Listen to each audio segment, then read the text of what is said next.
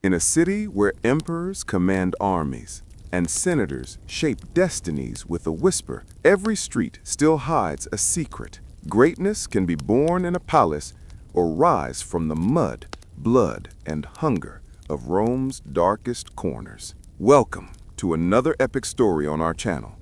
If you love ancient history and cinematic storytelling, take a moment, let the world around you fade away. Close your eyes for a second and picture yourself in the heart of Rome. The golden sun spilling over marble columns, gentle breezes carrying whispers from the Tiber, the soft hum of the city in the distance. All tension, all worry, let it dissolve. Feel the calm settle in as you walk alongside Marcus Valerius, watching the city breathe and live through centuries of stories. This is your time to relax, to immerse, and to let history carry you away.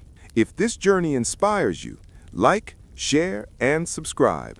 And together, we'll explore the ancient world in peace, story by story. The evening sun dipped behind the towering marble temples, painting the rooftops of Rome in bronze. Crowds from every corner of the empire surged through the forum. Merchants shouting prices of silks, priests chanting prayers to Jupiter, and slaves carrying heavy amphorae of wine. The smell of olives and smoke filled the air.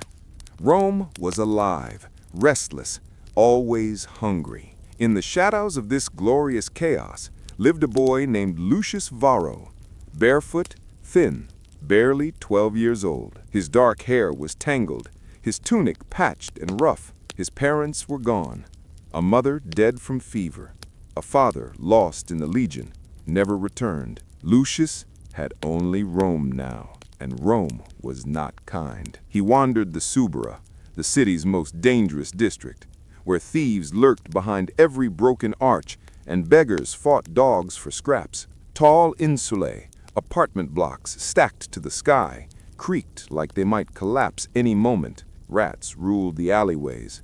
Fights were common. Screams were normal. Lucius grew up learning a simple rule: survive first, dream later. He spent his mornings running errands at the forum, offering tiny tasks for a coin, fetching scrolls for scribes, holding water buckets for bathhouse workers, delivering messages for merchants too busy to move through the thick crowds. Some days he earned enough for bread. Other days he went to sleep with hunger gnawing at his bones. But his eyes, they never stopped observing. While others saw only dirt, Lucius saw details. How a senator's guard shifted his grip before trouble. How merchants cheated customers with a smile. How legions marched like a river of steel. He listened. He remembered. His mind was sharp as any soldier's blade. One afternoon, after earning a single copper coin, he stood near the Capitoline Hill, watching a group of legionaries march past. Their armor gleamed under the sun, segmented plates clinking like music, red crests standing tall, shields polished with pride. The leader called out orders, his voice powerful enough to command thunder. Lucius felt his heart surge. He didn't just admire them, he wanted to walk among them one day, not as a beggar boy, but as someone Rome respected. Someone Rome feared. He wanted armor, honor, a name that would echo, but destiny rarely introduces itself politely. That same night, while searching for leftover figs near the market, Lucius heard a scream. Sharp, desperate, cut off too quickly. He froze. From the darkness emerged 3 men cloaked in black. They carried something wrapped in cloth, something shaped like a body. Lucius knew Rome's underbelly had fangs. He pressed himself against the wall, silent as shadow, watching as they pushed the bundle into a sewer opening. Then one of the men spoke in a hushed tone. "No one must know the senator is dead, not until our work is finished." A senator? Murdered? Lucius held his breath. If they looked his way, he wouldn't live to see morning. But the gods favored him. The men left, disappearing into the night. The boy remained still until he felt his legs again. A secret like this could kill him, but it could also change everything. Lucius knew the Senate was the heart of Roman power. Political conspiracies there could destroy entire families, even emperors. He had seen something he shouldn't. Something dangerous. Something valuable. The next morning, panic stormed through the forum. News spread. Senator Flavius had vanished. No witnesses, no signs. Rumors spiraled wildly. Rebels? Bandits? Foreign spies? The city searched for answers. Lucius kept his mouth shut, but others had sharp eyes too. Later that day, as he carried a scroll for an elderly scribe, a hand gripped his shoulder, strong, unyielding. Lucius turned and stared into the hardened gaze of a soldier. "You, boy, what did you see last night?" The soldier's accent hinted he wasn't a local. His armor bore the insignia of the Praetorian Guard, the emperor's own elite protectors. Lucius's heart thundered against his ribs. I saw nothing, sir," he stammered. The guard narrowed his eyes, studying him like a hawk sizing up prey. "You're lying," he said quietly. "And lies, boy, are dangerous in Rome." Before Lucius could run, a voice called out, steady and commanding, "Marcus, release him." The guard loosened his grip. A tall man approached, broad-shouldered, wrapped in a crimson cloak. His sandals were clean despite walking the dusty streets. His face bore the calm of someone used to giving orders. "Let the boy speak on his own terms," the man said. Lucius stared. This was no ordinary officer. His breastplate bore the emblem of a golden eagle, a mark of high honor. "What is your name?" the officer asked. "Lucius Varro," he muttered. "Well, Lucius," the officer said, lowering his voice so others wouldn't hear. "A great storm is coming. Rome is in danger, even if the people do not yet see it." Lucius trembled. He didn't want to be involved. He didn't want the storm to notice him. The officer continued, "If you ever remember something, anything, seek me at the Castra Praetoria. Ask for Centurion Caius Antonius." He placed a small silver coin in Lucius's hand. "Eat, and think well before choosing where your loyalty lies." Then he left, disappearing into the crowds like he was never there. Lucius stood rooted to the spot, staring at the silver coin. No one had ever trusted him before. No one had ever spoken to him like he mattered. But loyalty in Rome had a price, and survival always came first. Days passed. The news of the senator's disappearance turned into a frenzy. Patrols doubled. Suspects were dragged into the forum and questioned till they screamed. Lucius's secret grew heavier. He could feel the city changing, like a lion preparing to leap. Every night, he saw Centurion Caius's eyes in his memory, and those other men, the ones who killed the senator, their voices echoed too. Choose wrong and die. But something stronger than fear began blooming inside Lucius. Resolve, the kind only hunger, loss, and struggle can build. If destiny called from the shadows, he would answer. Not as a victim. The storm came for Lucius sooner than he expected. 2 years passed after the night he witnessed the senator's disappearance. 2 years of watching Rome crack beneath the pressure of internal whispers and tension that ordinary people pretended not to see. The forum still roared with business. Senators still bragged in silk, and gladiators still bled in the arena to keep the masses entertained. But Lucius knew rot had entered the heart of the empire. He grew taller, stronger. Hunger had taught his bones resilience. Running from gangs in Sabora sharpened his reflexes. Silence had become his shield. But none of that saved him the morning the Praetorian Guard returned. Centurion Caius Antonius found him again, this time not to warn him, but to take him. You know something the empire cannot ignore, and Rome protects what is valuable. Lucius didn't feel protected, not when he was dragged into line with dozens of other boys outside the city's great northern gate. A dusty road stretched outward, the Via Flaminia. Soldiers marched past, heading to distant provinces. Rome did not allow young men to grow without purpose. If you had no family, no trade, the empire decided for you. You are now recruits, the officer barked. Property of Rome. From this moment your life belongs to the legion. Lucius's heart pounded. He had dreamed of becoming a soldier, but not like this, not forced.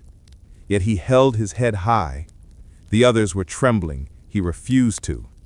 They began the march toward Castrum Viminacum, a massive military training camp far from the comfort of Rome's marble streets, near the wild frontiers along the Danube River.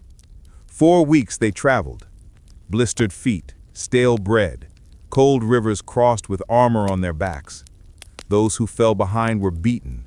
If they failed again, they were left behind entirely. Rome didn't need the weak. When they finally reached the camp, Lucius stared at the fortress. Stone walls taller than houses, watchtowers scanning the horizon, the smell of iron, sweat, wet leather, and discipline. Inside, life changed instantly. Every day began before sunrise. Horns blared and recruits scrambled.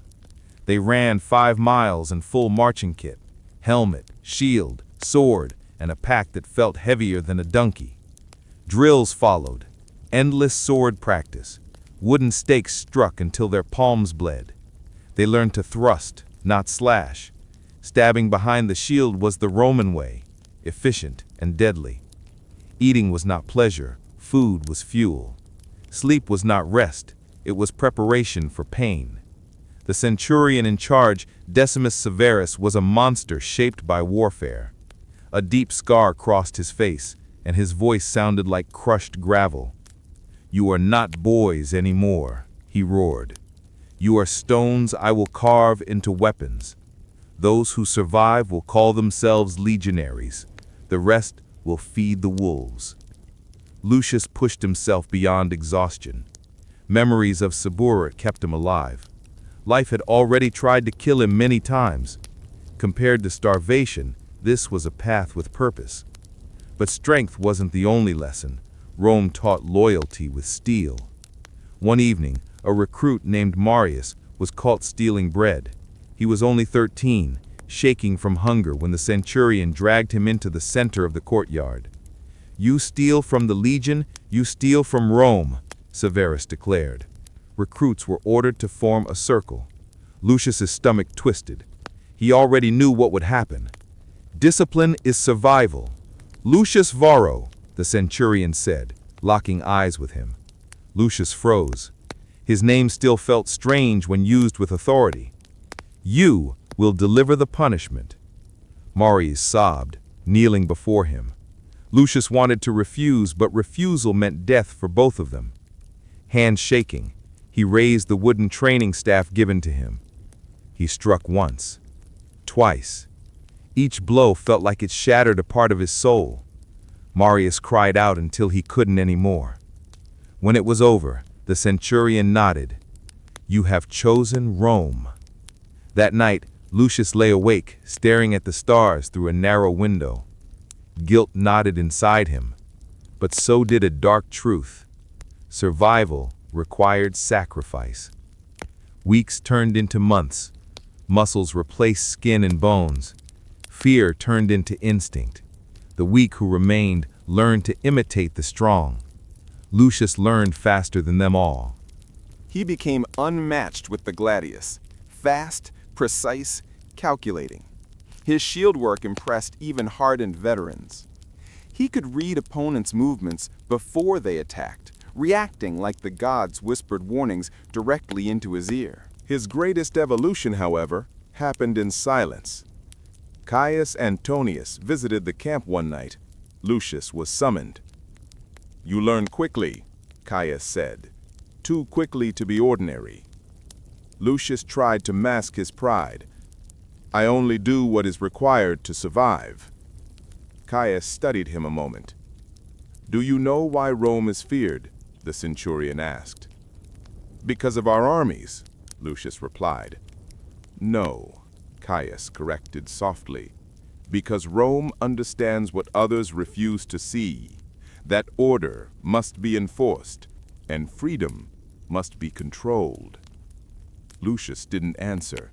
He wasn't sure he agreed, but his agreement wasn't required. Caius stepped closer. We still don't know who murdered Senator Flavius, but we know the roots of treason run deep. The Senate has traitors in silk clothing who pretend to serve Rome while stabbing her in the back. Lucius felt a chill. You saw something once that can save lives, Caius continued, and one day you will again. When that time comes, I expect you to act. The officer left Lucius alone under the cold torchlight. For the first time, Lucius realized he wasn't just being trained to fight foreigners. He was being shaped into a weapon Rome could use against its own. Months later, they were sent on their first assignment, not war, but a brutal test of discipline. The legion marched into the mountains, where a rebellious group of miners refused to pay taxes. Rome didn't negotiate with rebellion. Lucius marched with the century, 100 armored men moving as one, shields locked, spears raised, their red cloaks sweeping the dust like flames. The miners fought desperately with hammers and pickaxes. They had passion, but Rome had precision. Lucius killed his first man there, a broad-shouldered miner with wild eyes. The strike was simple, clean, a thrust below the ribs. The man collapsed, blood blooming like dark wine. Lucius felt no triumph, only shock, and then acceptance. The centurion clapped his shoulder. Good. You did not hesitate. Hesitation kills. Lucius looked at the fallen man, wondering if he had family waiting for him somewhere. Rome never hesitated to break lives in the name of order. Years passed. Lucius grew into a warrior feared by enemies and respected by comrades. His loyalty was constantly tested. Loyalty to the legion, to his brothers, to Rome itself. But deep inside, a question grew louder. Who in Rome truly deserved loyalty? The Senate that hid daggers under togas? The generals who sent boys to die for land they'd never see?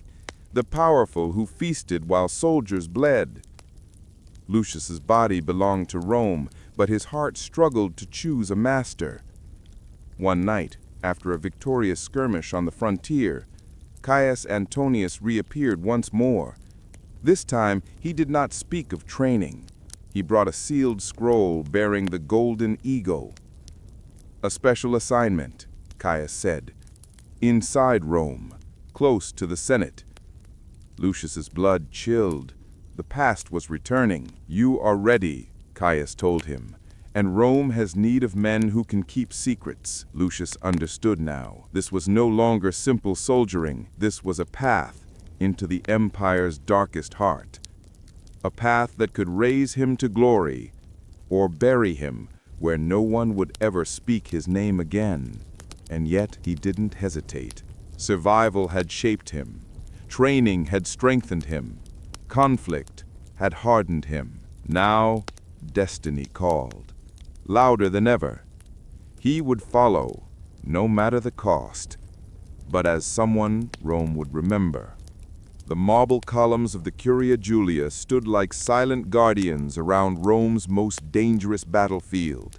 Not the sands of the Colosseum, not the distant frontiers where legionaries clashed with foreign warriors, but this place, where words were swords and suggestions could murder just as efficiently as steel. Senators in heavy snow-white togas moved like a school of sharks beneath those towering walls. Their sandals clicked across polished stone floors, echoing through the chamber like a heartbeat of power. Behind their calm gestures and polite discussions, ambition lurked like a coiled serpent. Rome, the eternal city, was strong from the outside, but inside, its foundations trembled.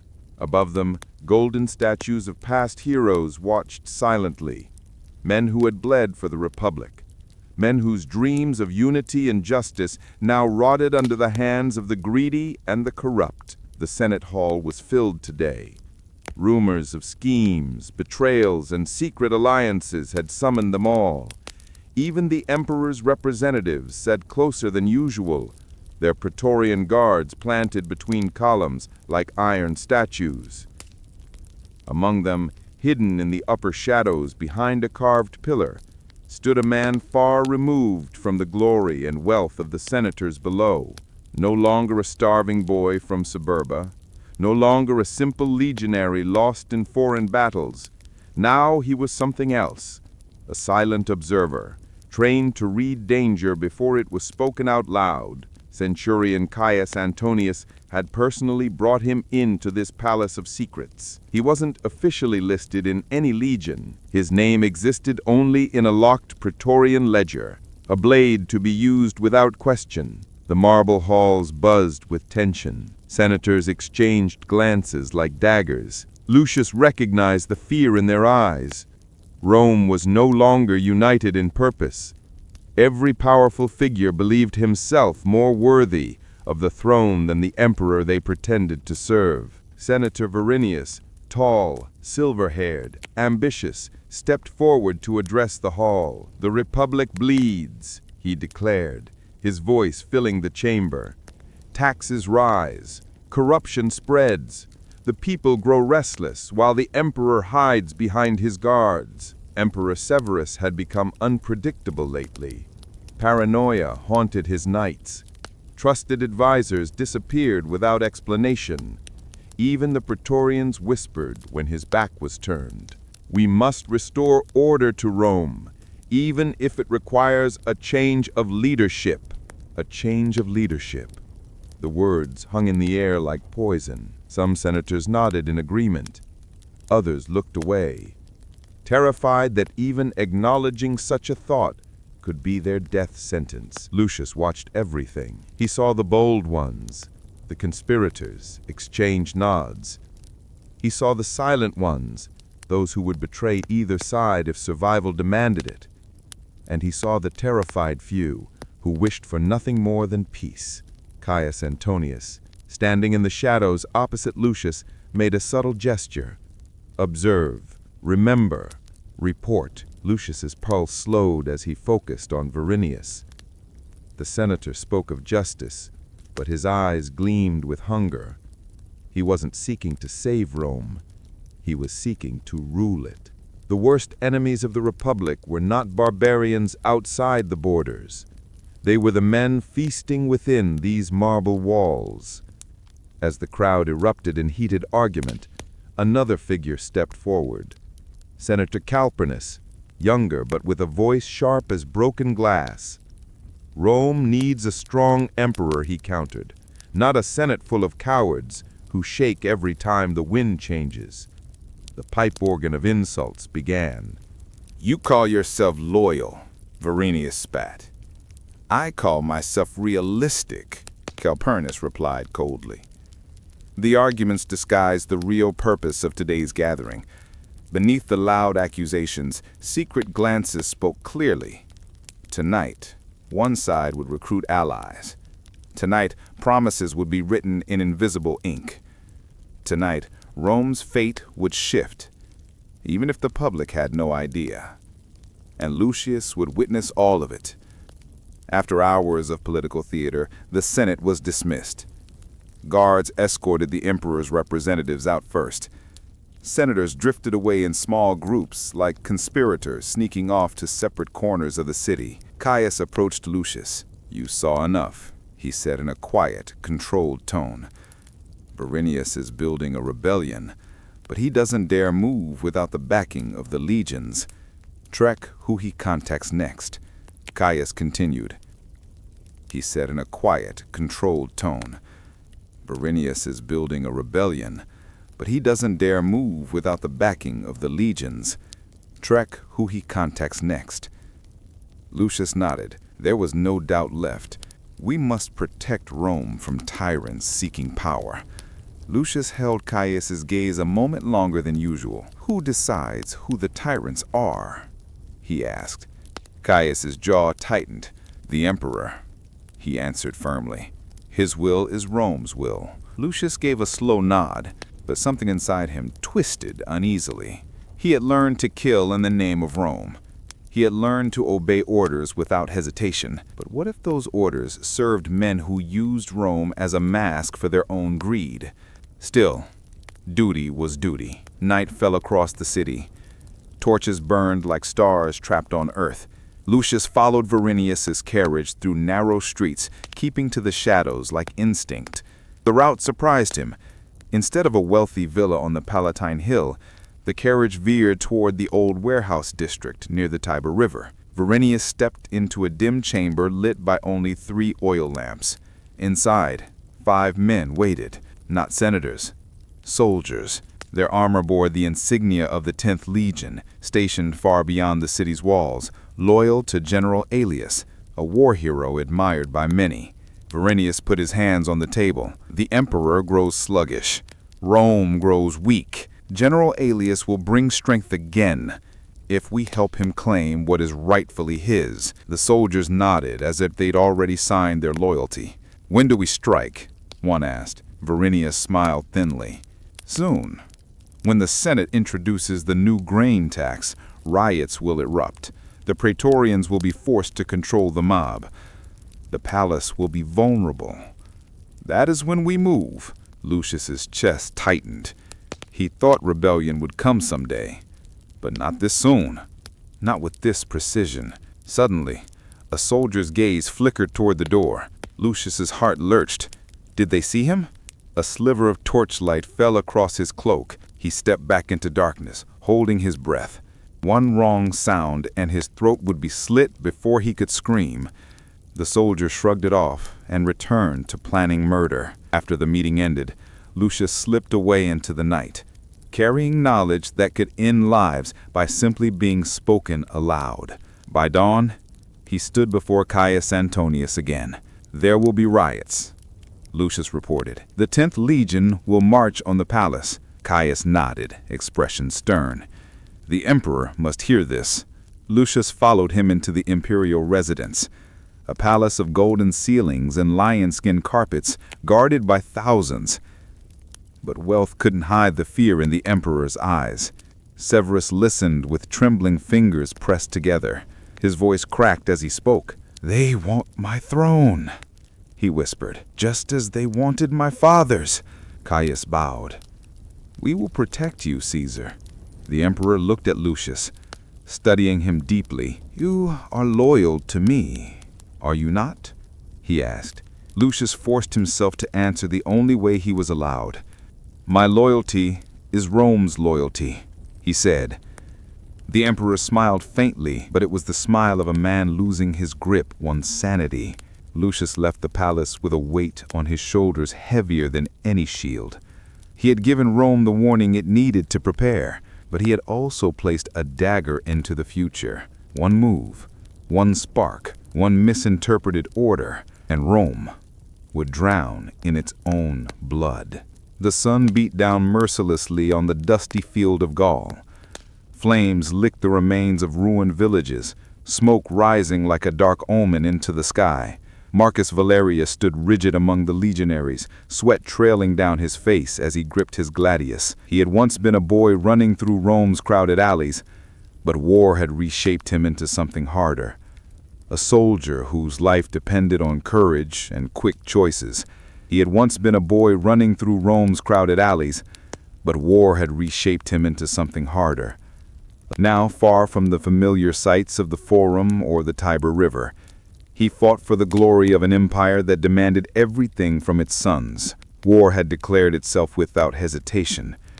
Tribal resistance in Gaul continued to escalate under the leadership of fierce chieftains who refused Roman rule. Legions moved like iron storms, crushing rebellions, taking territories mile by mile. Marcus had dreamed of honor when he enlisted, hoping his strength might earn him recognition in the grand capital. But the battlefield delivered something far more complex than fame. Here, blood and mud formed the language soldiers understood, and survival was the only true victory.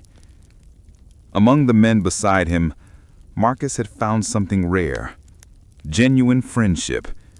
In the barracks, nights were filled with laughter, small joys shared under flickering torchlight. His closest companion was Lucius Aurelianus, another young recruit who had left behind a farming life in Latium. Lucius's cheerful spirit kept them both grounded, even when fear loomed like a shadow in every corner of the camp. But Gaul had no mercy for dreamers. One fateful morning, the enemy attacked with unexpected strength.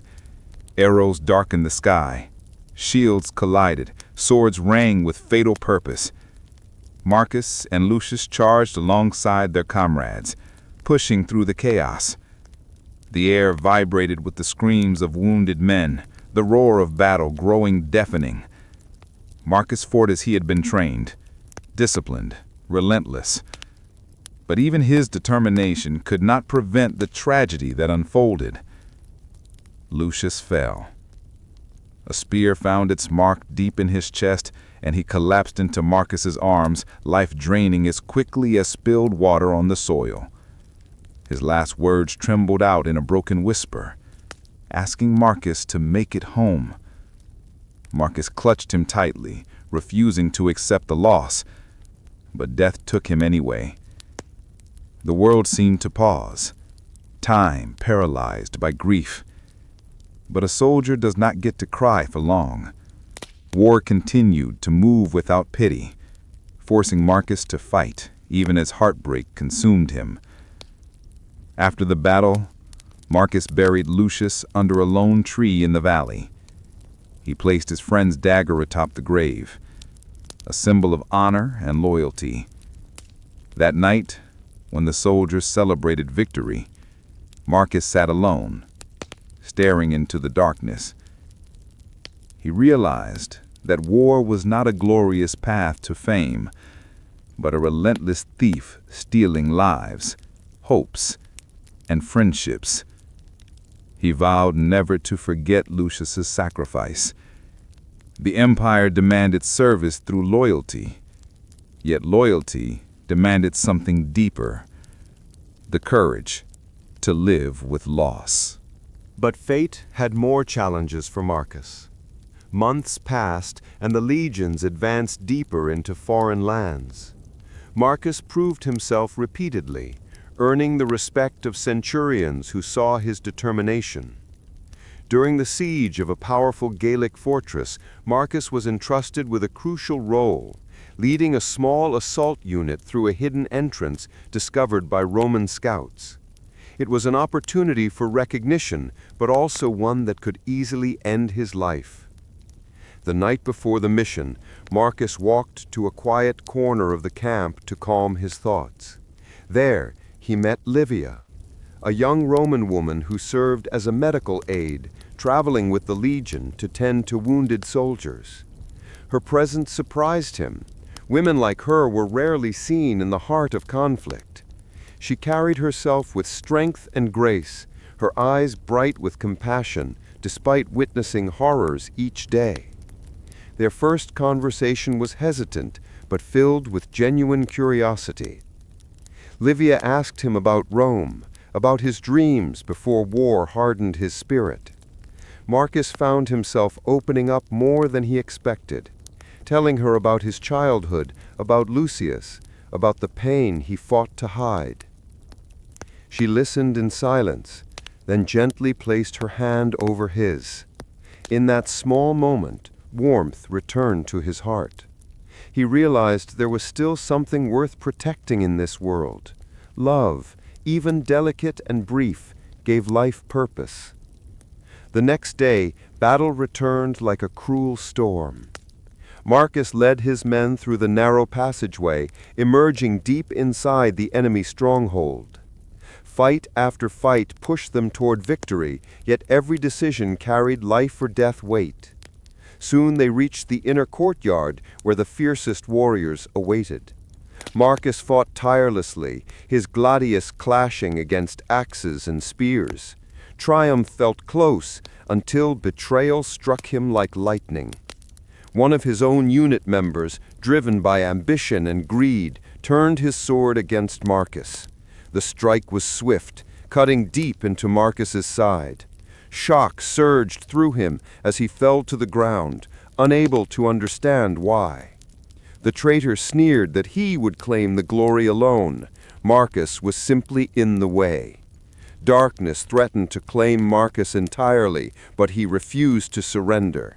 Summoning every ounce of strength, he fought back with desperate fury and defeated the traitor, though his wound bled heavily. Reinforcements soon arrived, securing victory. Marcus was taken back to camp, weak and fading. Livia worked tirelessly to save him, her hands trembling as she stitched his wounds. She refused to leave his side until dawn finally broke and Marcus opened his eyes again. Relief washed over her, and for the first time in a long while, Marcus smiled. Recovery was slow. The days moved like heavy stones, but Livia's presence eased the weight. They spent hours talking about what life could look like after war. Peaceful farmland beyond Rome, children running freely through fields, a home untouched by battle. The future felt possible again, something more than survival. Yet Rome always had demands.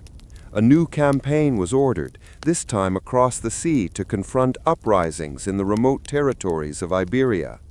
The empire stretched endlessly, and every stretch required sacrifice. Marcus chose to continue fighting, not for Rome's pride, but for those whose lives depended on his survival. He promised Livia he would return, and she held on to that promise as if it were life itself. The voyage brought new challenges, storms threatening to swallow entire fleets, guerrilla forces ambushing from hidden forests, and disease spreading through the ranks. Marcus fought bravely, his reputation growing stronger with every victory. Commanders saw a leader in him, someone who understood not only war, but the human heart behind it.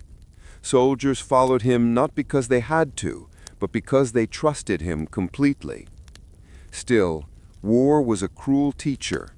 Marcus witnessed soldiers he had trained fall in battle, their dreams extinguished before they could ever experience peace. Each loss reopened old wounds inside him. The burden of survival weighed heavily. He could not escape the truth that every step forward cost lives.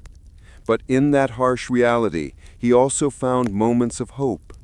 Villagers greeted the legion with gratitude after being rescued from violent raiders. Children looked up to the soldiers as protectors rather than conquerors. Marcus realized that Rome's reach, though often harsh, could also bring stability, roads, trade, the chance for civilizations to grow. The purpose of his fight became clearer. He fought not for power, but to protect lives threatened by chaos. Years passed. Seasons of war carved deeper scars into Marcus's skin and heart. Triumph and tragedy marched side by side wherever the legions traveled. Through it all, Marcus held on to the memories of friendship, love, and the promise of home waiting beyond the horizon. He earned medals, promotions, and the respect of Rome's highest officials. But every honor reminded him of Lucius's absence and of the traitor within their own ranks, a warning that dangers were not always foreign. Finally, after endless campaigns, Marcus was granted the reward he had long dreamed of, the right to return home with honor. His service to the empire could finally end. Livia awaited him in Rome, hope glowing like lantern light, guiding him back to where everything began. He stepped once more onto the familiar stones of the capital. Rome's grandeur, its towering columns, bustling markets, and endless celebrations felt different now. Time and war had changed him, shaping him into someone who understood both the beauty and the brutality behind Rome's greatness. He walked with the knowledge of sacrifice, carrying the memory of every friend lost along the journey. When he saw Livia again, standing among the crowd, all the battles he had fought, all the heartbreak he had endured, they finally made sense. He embraced her tightly, tears he once thought impossible running down his face. He had survived not as the boy he once was, but as the man destiny had forged through fire. Rome celebrated his return. Land was granted. A peaceful life finally lay within reach. Yet Marcus knew that the lessons of war would follow him forever. Betrayal had taught him caution, friendship had taught him loyalty, and love had given him a reason to keep moving forward. War may shape empires, but it is the hearts of people like Marcus that determine what that empire becomes. The sea breeze was cool as the ship carrying Marcus Valerius sailed toward Rome. Years of war had finally granted him the right he once thought he would never see, a journey home. The coastline of Italia appeared like a painted dream, distant yet overwhelmingly real.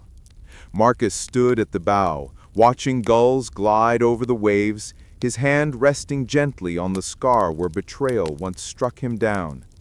Each mark on his body was a story, stories paid for with blood, loyalty, and love. Rome's skyline rose ahead, the mighty Colosseum, the gleaming temples, the Senate's marble pillars reaching upward like the ambitions of those who ruled within. Soldiers cheered as they neared the harbor, proud to return alive. But Marcus felt something different, a silent tension growing inside his chest. He had seen enough of war. The glory he once sought had turned hollow, swallowed by the endless grief of fallen friends.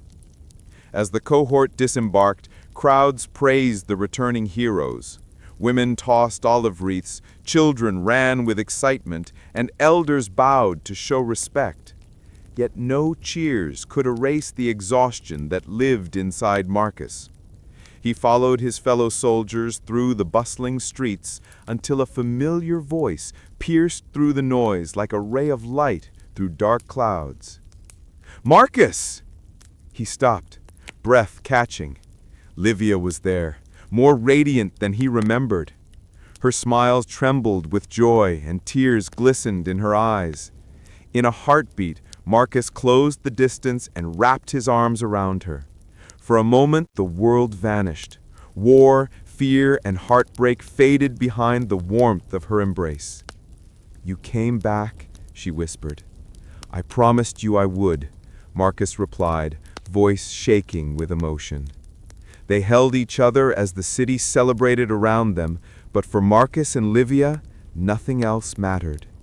He had fought countless battles, but this, returning to her, was the greatest victory he had ever won. The days that followed should have been peaceful. Marcus was granted a villa outside the city and awarded honors by the Senate. He wore a new crimson cloak signifying his valor, yet the Hall of Leaders felt suffocating. Senators smiled at him with polished charm, but their eyes held something darker, suspicion. A man named Senator Cassius Etronius approached him after a ceremony. Tall, dressed in gold-trimmed robes, he carried the kind of confidence earned not from war, but from power passed through generations. "Marcus Valerius," he said smoothly, "Rome owes you much. Your victories in Gaul and Iberia have secured our borders. The people chant your name." Marcus bowed slightly. "I only did my duty." Cassius smiled, a thin, knowing curl of the lips. "Duty, yes, but fame has a power of its own. Tell me, have you ever considered entering politics? With your reputation, entire armies would follow you with a single word." Marcus stiffened. "I want no throne, no authority. I have seen enough death. I want to live in peace." Cassius's eyes hardened for a split second before his charming face returned. "Peace is admirable, but remember, in Rome, greatness is a burden one cannot simply walk away from." Marcus felt the warning hidden in those words. That night, as he walked Livia home beneath moonlit arches, he confessed what troubled him. "The Senate fears men like me. They think I could lead legions against them." Livia took his hand, her voice soft yet firm. You are not what they fear. They fear themselves, the corruption eating Rome from the inside. Marcus looked at her with admiration. Her courage rivaled any soldier he had ever known. In the following weeks, Marcus tried to build the peaceful life he had dreamed of. He and Livia bought land just outside Rome, fertile soil that promised a future, not destruction. They spent mornings under the sun planting olives and vines, hands dirty with honest labor. Neighbors welcomed them, grateful for a decorated soldier choosing to live among them rather than bask in power. The following year brought a blessing Marcus never thought he would receive, a daughter. They named her Aurelia, the Golden One. She had her mother's bright eyes and her father's determined spirit. Later came a son, Lucius, named for the friend Marcus had buried beneath a lonely tree far away in Gaul. Every time he spoke his son's name, memories of that friendship, laughter shared in barracks, bravery displayed in battle, lived on. Marcus found joy in simple things. Aurelia laughing while chasing butterflies, Lucius climbing fig trees though still too young, Livia reading scrolls aloud while the children rested against her. He learned that in peace a heart could heal in ways war never allowed. Yet Rome's shadow never disappeared. Rumors spread through the countryside, whispers of Senate deceit, unjust taxes, and military commanders clashing with politicians for control. Marcus ignored it at first, refusing to be dragged back into conflict. But danger had a way of coming to him, whether he sought it or not. One evening, a messenger arrived breathless, begging for help. Raiders, mercenaries, secretly funded by political rivals, had attacked a nearby village. Houses burned, families fled, and soldiers stationed there had been overwhelmed. Marcus didn't hesitate. He strapped on the armor he thought he would never wear again. The gladius felt strange in his hand, not from weakness, but from the realization of what he was sacrificing by holding it once more. Livia stood still, fear trembling through her voice. "You promised you would choose peace." He cupped her face gently. "I am choosing peace. I fight tonight not for Rome's ambition, but for innocent lives." She closed her eyes, nodding, tears gliding down her cheeks. "Then come home to us." He kissed her, a silent promise heavier than any oath sworn before an emperor. Marcus led the local defenders through the night, torches in hand. They reached the village just as another wave of raiders struck. Marcus moved like the soldier he had been trained to be, but this time his heart was guided not by orders, but by purpose. He fought for survival of families, something Rome often forgot in its hunger for expansion. The battle was fierce, but Marcus's leadership turned chaos into strength. When the raiders fled, the villagers gathered around him, thanking him as if he were a god. But Marcus shook his head. "I am no hero, only a man trying to protect what matters." He returned home battered and exhausted. Aurelia ran into his arms, clinging to him tightly. Livia embraced him next, relief flooding her eyes. In that moment, Marcus realized something profound. Home was not a place, it was the people who waited for him to return. Word of Marcus's actions spread quickly, reaching the Senate like wildfire carried by gossip. Some politicians praised him publicly, using his bravery to claim Rome's strength came from its loyal warriors. But others, those like Cassius Atronius, saw a threat reborn. Meetings were called, secret strategies whispered behind golden walls. Valerius must be controlled, Cassius declared. A man beloved by the people and undefeated in battle, he could become the next Caesar. Fear turned to malice. Plans were made to arrest Marcus under accusations of treason, a crime Rome often invented for those it feared. A friend within the legions, Centurion Publius, arrived in the night, face grim. "They are coming for you," he warned. "At dawn, soldiers will surround your farm. You must flee." Marcus's eyes darkened. "I have done no wrong. In Rome, innocence is irrelevant. Power decides guilt." Marcus looked at Livia, heart torn between fight and flight, but her hand slipped into his, and a silent understanding passed between them. He had already chosen what mattered most. They gathered only what they needed: food, clothing, a few gold coins.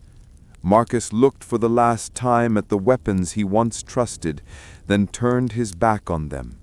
The gladius remained lying on the table, a symbol of the life he vowed to leave forever.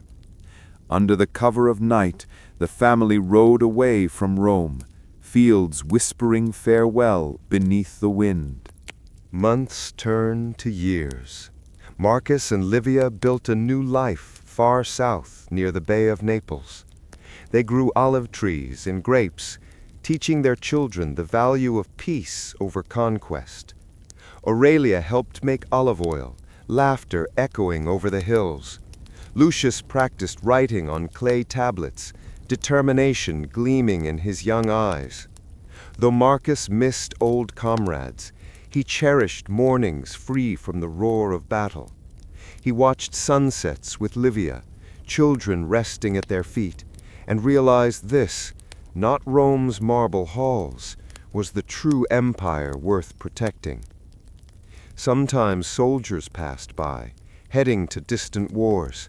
They would see Marcus, recognize him, and salute with deep respect, not for a general commanding armies, but for a man whose legacy came from the courage to walk away.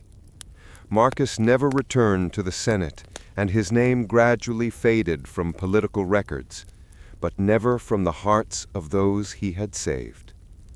He lived long enough to see Aurelia marry and Lucius become a respected scholar.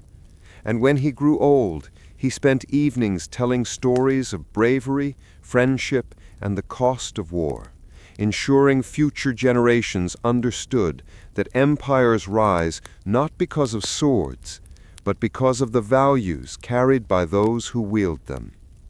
On his final day, Marcus sat under the olive tree he planted when he first arrived in Naples.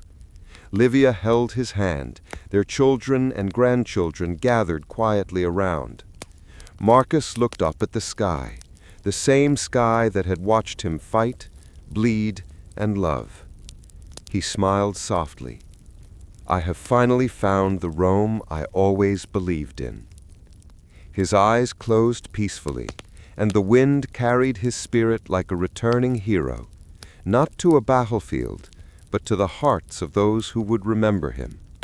Marcus Valerius, not a conqueror, not a politician, but a man who chose love over power. And because of that choice, his legacy lived forever.